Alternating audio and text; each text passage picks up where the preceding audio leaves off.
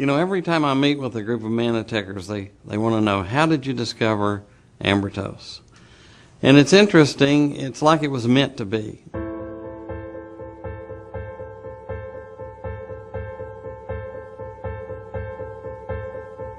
It all started at Aunt Helen's house when I was about 9 years old. And to keep us kids busy, they would send us out looking for buried Indian treasure. I know year after year we'd dig a lot of holes around looking for the treasure. I remember specifically when I was about 9 years old, we found this round object with a hole in it. And we had access to sparklers. So we hit upon the idea, let's drop a sparkler down that hole and we'll see the gold shining and glittering. All my cousins huddled around the round hole, and we dropped the sparkler in, and boom, fire shot out of it, burned our eyebrows, our eyelashes, all the front part of our hair. That was the first time I'd really used aloe on a burn, and I remember all of my cousins, when they'd put the aloe on, it was amazing, you know, how well aloe worked. I became very interested in chemistry, and I wanted to teach chemistry like my favorite teacher, which was a chemistry teacher. I taught chemistry for around 4 years, and during that time I had a chance to get a master's degree in chemistry, and then I decided, I've learned how to make all these different chemicals, but what do I want to make? And they said, well, if you want to know what to make, you need to become a pharmacologist. And to really learn pharmacology, you go to medical school. So Texas had 5 medical schools. I thought, well, I'll apply at San Antonio because I grew up in San Angelo, and that's not far and it's about the right size, and I was accepted there. However, the teacher said he would be much happier at Southwestern. And he said, we're going to accept you pending you go to Southwestern and convince yourself you're not going to go there. So I called my good friend that I'd grown up with, and I said, how far are you from the medical school in Dallas? And he said, oh, it's just a few blocks you can walk from here. The next day I got up and I went in to interview, and I remember talking to Dr. Goth, who was the head of the department, and I said, well, I'm just here because I have to be here.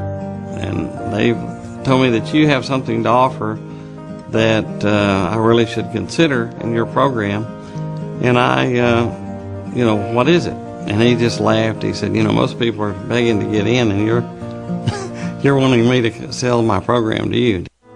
And then when he explained to me that he had Dr. Garriott, and he was at that time the world's first formal toxicologist, I was interested in toxicology, so I thought, well, maybe I can live by my friends, and you know, that was just fortunate. I think if I hadn't had the friends real close, it would have been a deciding factor to keep me from going there. So now I'm going to university. I moved into Dallas, and one of the first things I did, looking through Dr. Goth's book, is I noticed that he didn't have aloe in it. And I was convinced that aloe, you know, was the best thing for burns. And I said, why don't you have it in your pharmacology text? And he said, that's interesting. He said, you know, I use fresh aloe myself, but no one's been able to find the biologically active ingredient. Sometimes aloe works, sometimes it doesn't. And that's why it's not in my text. AvaCare came and offered us a small grant to study aloe, and Dr. Goth had remembered my interest in aloe, so I was assigned the project.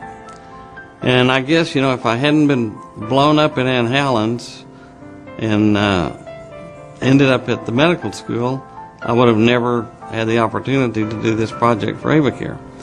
So I run our general drug screen, which normally would find any known drug. And what was interesting is there was no biologically active ingredients found. I told the AvaCare, you know, people that I knew aloe worked from my personal experience all the way from the time I was blown up at Aunt Helen's. They came back to me in about a year and said, well, we've raised $5 million to build this lab. Is that enough? And I was just amazed. I thought, you know, I didn't plan on doing that. What I wanted to do is go back to San Angelo and teach at the college. not figure out what was in aloe. But I ended up here by mistake. I had this opportunity, and it just seems like aloe just keeps running into me. I needed to find a chemist to help me run my instruments. And it seemed like every time I offered the job to someone, they would take a job somewhere else. As it turns out, a UPS truck brought me a chemist, Dr. Eberendu, who was looking for a job in Dallas. It started to rain. He needed to get across to catch a cab, and the UPS truck driver felt sorry for him and said, well, I'll take you to the hotel down the street, but I need to make one stop. And on the way there, he stopped and he got the packages out, which were chemicals. And Dr. Eberendu thought, gosh, they're using chemicals, maybe they need a chemist. And he came in and applied, and he was perfect for the job. And it wasn't until a year later that I found out that Dr. Eberendu accidentally was brought there. So it seemed like every time we had an obstacle, it was removed. So it was meant to be.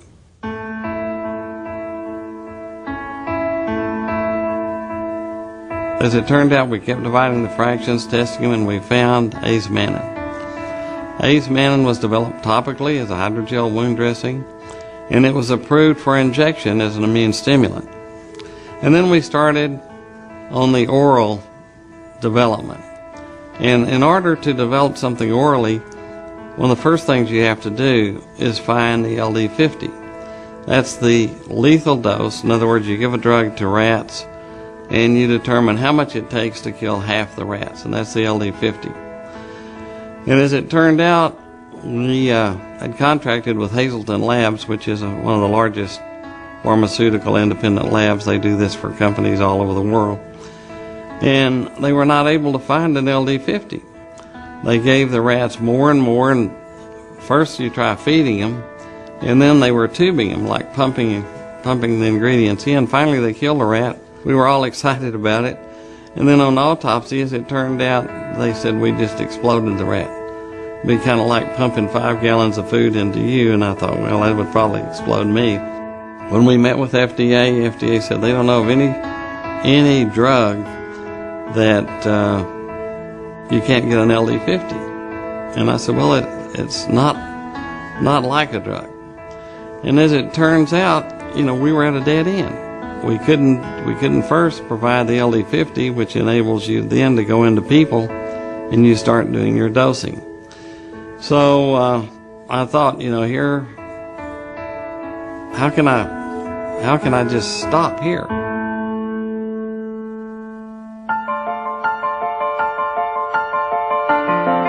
What was interesting is acemannan acted like a special nutrient. It seemed that whatever cells were trying to do, acemannan would help optimize the effect. This made me think of Paracelsus and his secret elixir. Paracelsus was a fascinating person. He had brought back from Asia specific treatments, and these were some of our very early drugs. However, he had this elixir that he didn't make a claim for.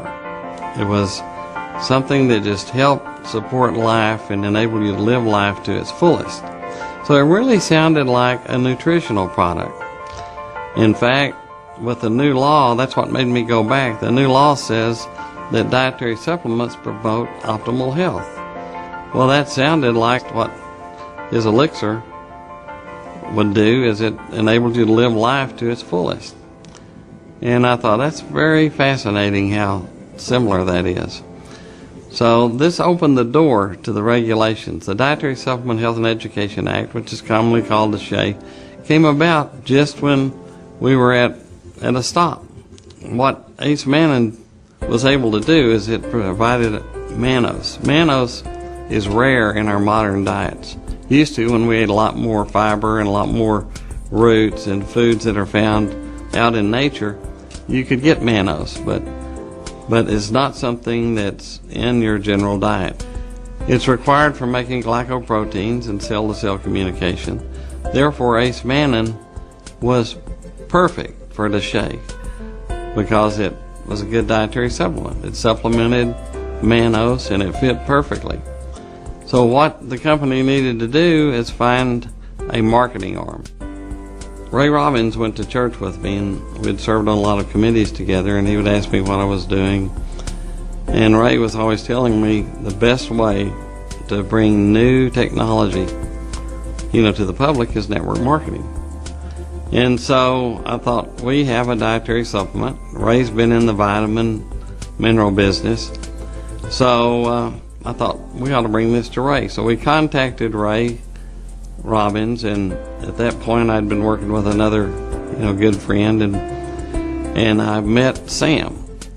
Now I'd told Carrington, since they were going to go into a different line of development, that I really was ready to retire. I felt like I'd found out what was in aloe, but I would like to help them, license it. And I helped work on the licensing agreement from Carrington to Manatech.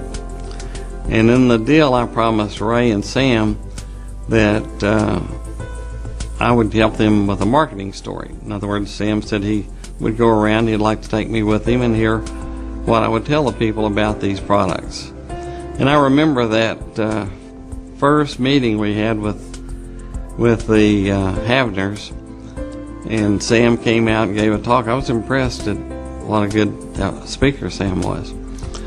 And then I gave my talk. After he introduced me, we went next day to another meeting. Sam gave his talk, and about 10 minutes of my talk, which I thought was amazing how well he did it. And as we crossed, he introduced me, and I walked across, and before I got to the podium, I said, Sam, you gave my talk. And he said, yeah, I liked yours better than mine. And I thought, well, that's what I'm supposed to do, is teach him how, and he's learning quick.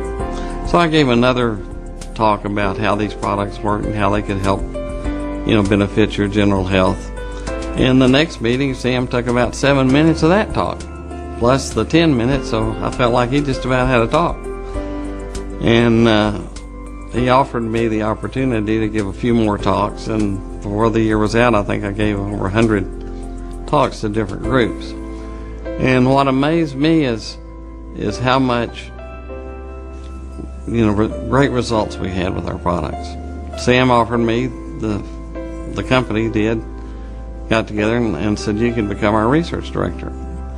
And I thought, well, that's kind of what I was before, and maybe I can develop some other products. So I helped with the basic products that Manatech sells. With, you can always improve your products, and that was fun. Plus, I like to talk about it and listen to the people's stories about how this had helped them optimize their health. While I was out speaking one day, it hit me. I was looking at new articles on glycoproteins and how these 8 sugars are used to form glycoproteins. Mannose is very important, and it's a key, ingredient. And so I thought, what would happen if we added these other sugars? And I told Sam I think we could get a patent on this concept. And so we filed the patent for embryotose.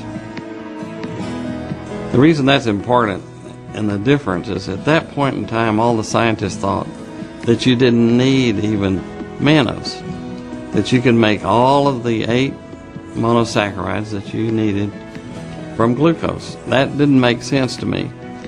And at that time, though, the scientists or the scientific community thought that this is how it worked. So, that was good. That played to our advantage because, in order to get a patent, this must be unknown and unobvious. So we knew that you needed these 8 sugars to make glycoproteins, but it was unobvious to make a dietary supplement that contained them because scientists thought you made all you needed from glucose. So that was the first criteria for a patent. And if other scientists knew this, that you needed it as a dietary supplement or in your food, then you'd get no patent. So when we created this new product, embryotose, we had to create words for it. And we used glyconutrients, glyconutrition, And I remember the first time we started talking about that, I used to ask other scientists, have you heard of glyconutrients before? And I'd search the web, and I remember the first time four hits on the web when you looked up glyconutrients or glyconutrition. I thought, well, we're starting to make an impact. And I just did that the other day, and there was over 200,000 hits. About 2 years after we filed our patent, one of the first major articles that supported our idea came out, where they discovered that there are two pumps in the small intestine that look for mannose that you consumed and pump it into your bloodstream. So to me, I thought, God wouldn't have put those pumps there if He didn't count on us getting mannose from our diet. If you have mannose in your diet, then you cut off the enzyme that converts glucose to mannose. So God designed it where if you get it from your diet, you don't have to run the enzyme. But if you don't, the enzyme can make it, which again shows how important it is. After that, more and more data came out, and data is coming out just daily, practically, that support the importance of glyconutrients. I was really pleased in March 2001 when the Journal of Science featured glycobiology on the cover. And then in their literature, they talk about the structures of the 8 monosaccharides responsible for cell-to-cell communication. This is taken straight out of that article. So, when science recognizes the importance of these 8 sugars to cell-to-cell communication, I felt like our science, had been validated. You have an opportunity to share a wonderful gift. And I feel blessed, that even though I wasn't planning on being blown up, or I didn't want to go to Southwestern Medical School where I would have the opportunity to discover ambrotose, but it just seemed like I was directed, and it was my mission.